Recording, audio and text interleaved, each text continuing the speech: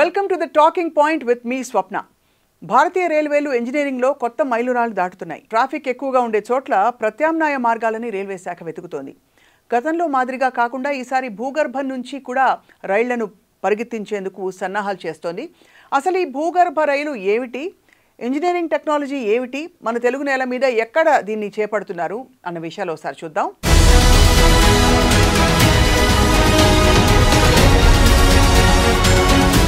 దక్షిణ భారతదేశంలోని 5 రాష్ట్రాల్లో కూడా ఉత్తరాదికి, ముఖ్యంగా దేశ రాజధాని ఢిల్లీకి వెళ్లాలని అంటే గనక కాజీపేట జంక్షన్ నుంచి వెళ్లాల్సిన పరిస్థితి తెలుసు కదా.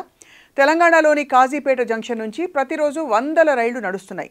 దేశంలోని అత్యంత రద్దీగా ఉండే రైలు మార్గంలో ఈ కాజీపేట ఒకటని చెప్తారు. దేశ రాజధాని ఢిల్లీ నుంచి వచ్చే రైళ్లు అన్నీ కూడా కాజీపేట దగ్గరలోని వడ్డేపల్లి చెరువు దగ్గరకు రాగానే రెండుగా చీలిపోతాయి. ఆంధ్రప్రదేశ్, తమిళనాడు వెళ్లాల్సిన రైళ్లు ఎడమ వైపుకు తీసుకుని వరంగల్ స్టేషన్ మీదుగా వెళ్ళిపోతాయి. తెలంగాణ, కర్ణాటక రావాల్సిన ట్రైన్స్ కుడివైపు తీసుకుని సికింద్రాబాద్కు చేరుకుంటాయి. ఇదన్నమాట ప్రాసెస్. ఇంతవరకు బాగానే ఉంది. కానీ ఆ రూట్లో గూడ్స్ రైళ్లు వచ్చినప్పుడు ట్రాఫిక్ బాగా జామ్ అవుతోంది. దీంతో కాజీపేట దగ్గర రైళ్లను ఆపివేయాలని చెప్పి చాలాసార్లు డెసిషన్ తీసుకోవాల్సి వస్తుంది. పైగా ఈ రైళ్లలో చాలా వరకు 4-5 రాష్ట్రాల నుంచి దాని మీదుగా ప్రయాణం చేయాల్సిన సూపర్ ఫాస్ట్ ట్రైన్స్ కూడా చాలా ఉంటాయి. దీంతో కాజీపేటలో రైలుకు లేట్ అయితే దాని ప్రభావం దారి పొడవునా కూడా పడుతోంది. అక్కడికి ఈ రద్దీని తగ్గించేందుకు కాజీపేట చుట్టుపక్కల కొన్ని చోట్ల రైల్వే ఓవర్ వంతెనలు వేశారు. అంటే మన ఫ్లైఓవర్ మాదిరిగా కింద నుంచి రైళ్లు వెళ్తుంటే పైనుంచి వంతెన పైన మరో రైలు ప్రయాణం చేస్తుంది. ఇది కూడా చూసాం. కాజీపేట నుంచి విజయవాడకు వెళ్తున్నప్పుడు అక్కడికి దగ్గరలో ఇటువంటివి 2 రైలు ఓవర్ వంతెనలు మనకి కనిపిస్తూ ఉంటాయి. కానీ వీటితో కాజీపేటలో ట్రాఫిక్ సమస్య ఏమాత్రం తీరడం లేదని చెప్పాలి.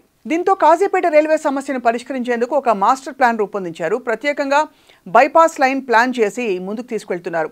ఇందుకోసం 3 చోట్ల పెద్ద వంతెనలు, 30 చోట్ల చిన్న వంతెనలు నిర్మించడం జరుగుతోంది. కానీ కోమటిపల్లి నుంచి వడ్డేపల్లి చెరువు మధ్యలో సుమారు 1/2 కిలోమీటర్ మేర ఇబ్బంది ఏర్పడుతోంది. ఇక్కడ భూసేకరణ సమస్యగా మారడంతో మొత్తం ప్రాజెక్ట్ అంతా కూడా ఇబ్బందుల్లో పడిపోయింది. అక్కడ భూమిని సేకరించడానికి యజమానులు ఒప్పుకోకపోవడంతో కొంత ఇబ్బందిగా ఉంది.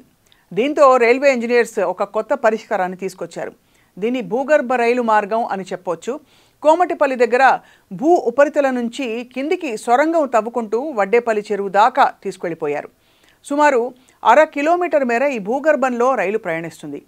ఇందుకు వీలుగా మొత్తం అంతా సిమెంట్ చేసి భూగర్భంలో విశాలమైన రహదారి కూడా నిర్మించారు. అండ్ ఇక్కడంతా కూడా విద్యుత్ రైళ్లు నడిచే రూట్ కావడంతో భూగర్భంలో కూడా విద్యుత్ లైన్లు ఏర్పాటు చేశారు. దీంతో కోమటిపల్లి నుంచి రైలు భూగర్భంలో ప్రవేశించి 350 మీటర్లు పూర్తిగా భూగర్భంలో నడిచి ఆ తర్వాత వడ్డేపల్లి చెరువు దగ్గర మళ్ళీ పైకి వచ్చేస్తుందన్నమాట. రైలు వేగంతో కూడా పెద్దగా తేడా లేకుండా ఉండేందుకు పొడవుగా సొరంగాన్ని ఏర్పాటు చేశారు.